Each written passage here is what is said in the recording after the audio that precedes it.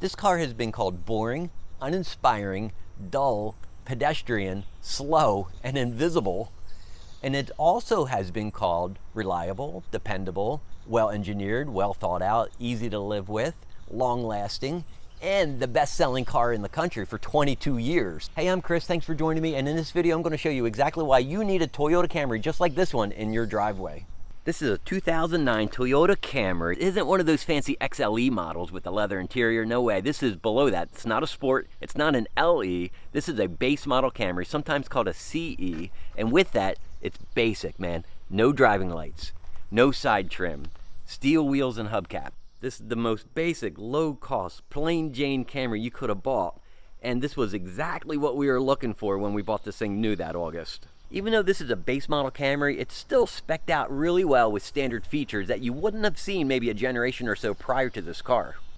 Inside, you get power windows, power door locks, you got power mirrors, you have some buttons on the steering wheel for your radio controls.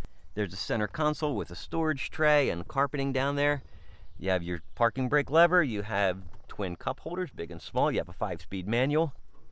In front of the gear shifter, there's a deep cubby with a port and an aux switch. Above that, there's no climate control, but you got your tried and true dials for your fan speed, hot and cold, and your settings. You have actually a really good stereo here for a base model. And on the dash, in the center, there's your lights for your security and your passenger airbag. On the passenger side, there's a really large glove compartment that holds plenty of feminine products, which is exactly what you'll need when you drive this car. Up above, your eyeglass holder and your courtesy lights. You have sun visors with mirrors behind them. You have side curtain airbags, which is nice, and there's lots and lots of cubbies in this car, from this little weird pull-out drawer, cubbies on each side of the center stack, door pockets. Out back, it's much more the same plain Jane, ordinary basic transportation you would expect. You do get little door pockets here on the back of the seat that my kids like to put their bubble gum in. In the center, you have a drop-down armrest with twin cup holders. No air vents back here, no door pockets, no reclining seats, no heat and massage, no air-conditioned seats, nothing more than just the basics. But despite the simplicity and the basicness of this car, it's surprisingly roomy. You see, I've got the front seat positioned where I would have it when I normally drive. I'm 6'7", and I've got plenty of room, plenty of space back here to move around and shift. Under the hood, there's struts instead of a support bar. And this base model has a 2.4 liter 4-cylinder, making 158-ish or so horsepower. That's simple, easy, reliable, robust. All your maintenance items are simple to get to. Oil dipstick, serpentine, O2 sensor, battery, air filter, fluid, which makes all the maintenance and servicing of this car simple and easy. In the trunk, you have sound deadening and carpeting on the trunk lid. You have sound deadening and padding on the sides. You have 2 layers of carpeting on the floor. And then you get this crazy tray that I have no idea what it's for. Then you have your handles for the drop-down seats, which give a pretty generous size pass-through. So when we bought this, we paid $17,600, which frankly isn't a lot of money for a brand new car that's pretty well optioned out as well. But today, after 11 years and 170,000 miles, KBB says this car is worth between $1,500 and $2,200 as a trade-in value, and $3,000 to $4,000 if it was a private party sale. But frankly, I don't think it would command even that much for 2 big reasons. First, the anti-theft device sitting between the seats, that same device that I think adds value to this car, is a hindrance to other people.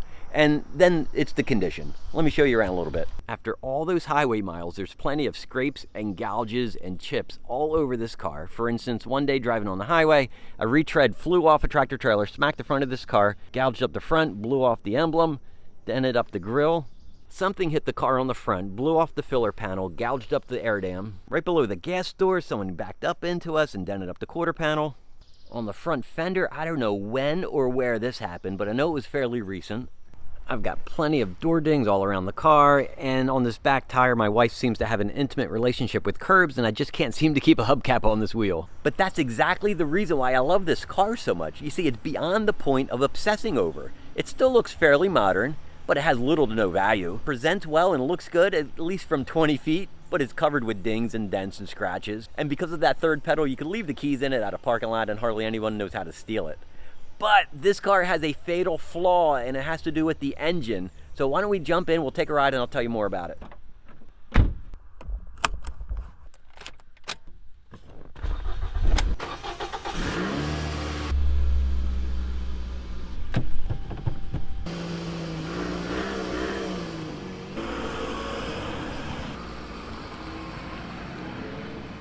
You want to talk about Toyota reliability? In the entire time that we've owned this car, the check engine light has never once come on. In fact, other than basic maintenance, I'm talking tires and brakes and rotors, hoses, serpentine, we've only had to make one repair to this thing, and that was the starter. The starter took a crap one day. Getting to the starter was easy, replacing it was easy, buying it was inexpensive. I tell you what, Toyota has a way of making cars that are still solid, still quiet, still refined, even after 170,000 miles. This Camry's no exception, and that's not by accident either. That's engineered into the car. You can see some of that in the way that the trunk is lined, how the rear wheel liners have some kind of soft material in there to help deaden sound, and there's even foam stuffed in the door jambs between the doors and the front fenders. So when we were car shopping in 2009, I had certain parameters I was looking for. I wanted the very best car I could get. It had to be under $20,000. It had to get over 30 miles to the gallon, and it needed to seat 5.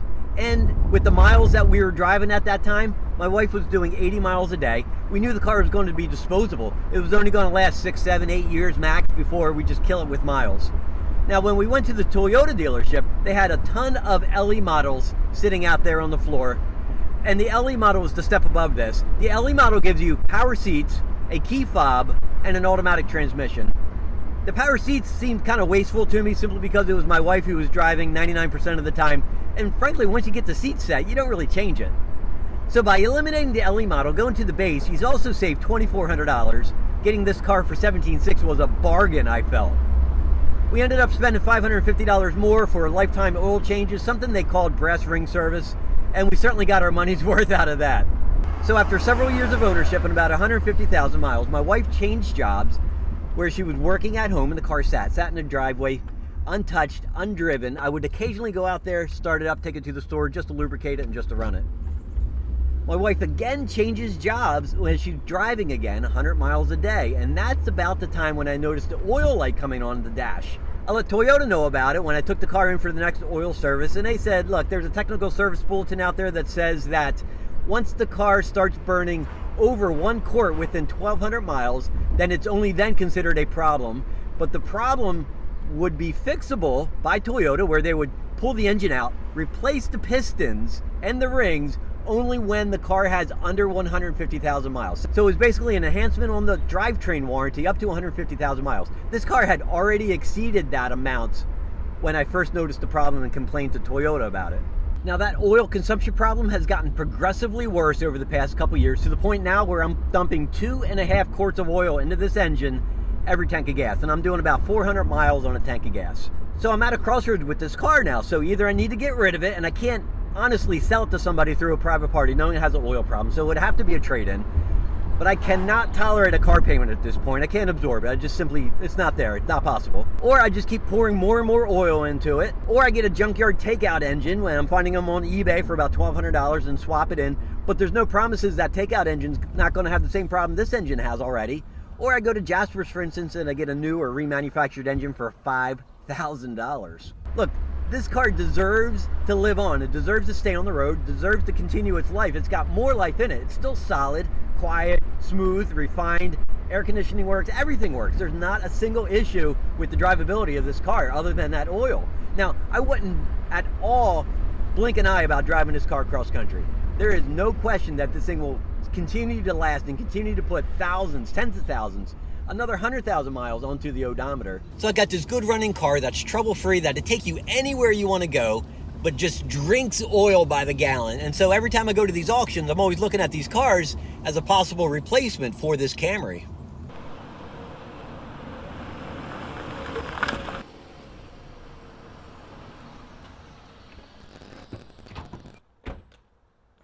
So that's my Camry, both the good and the bad, and I'm curious if you have any suggestions or ideas on what to do with this car that's reasonable and realistic too.